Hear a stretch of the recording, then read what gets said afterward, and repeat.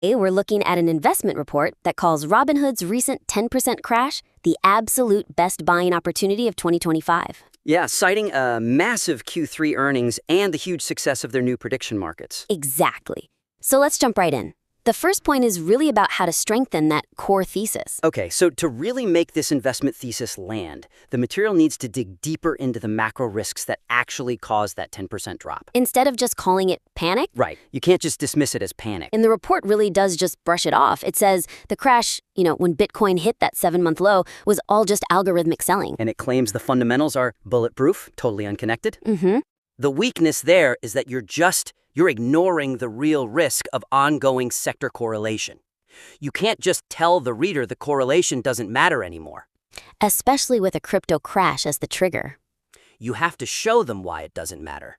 Okay, but how do you do that without losing the, that high conviction, best buying opportunity hook? You don't want to water it down. No, you actually make it stronger. You do that by pointing to the structural reasons why those massive Q3 earnings are so insulating. You mean the revenue doubling to what, 1.27 billion? And the net income surge? Exactly. The suggestion is to explicitly show how that insulates the company from continued pressure. So, for a concrete example, you mean highlighting the billions in cash they're sitting on? Yes, that.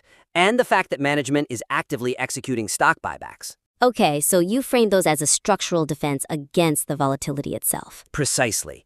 And then the correlation argument turns into a strategic entry point, not an unexamined disconnect. And I guess when the structural facts are that strong, you don't really need the hyperbole.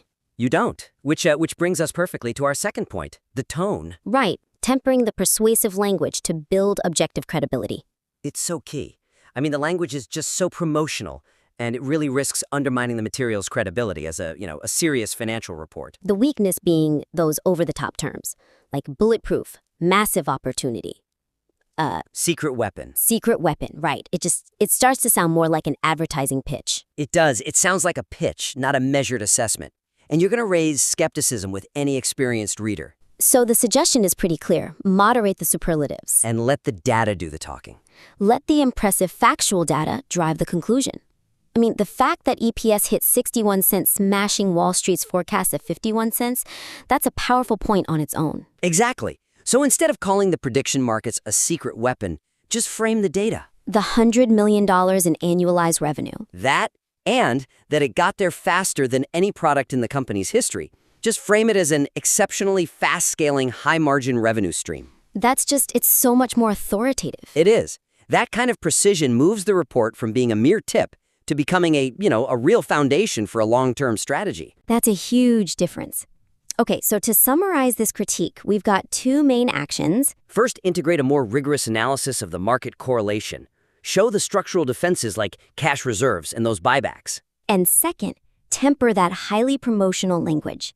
Let the stellar financial facts establish the report's authority for you. Mm-hmm. We encourage you to integrate these perspectives and please submit your improved analysis back to the critique.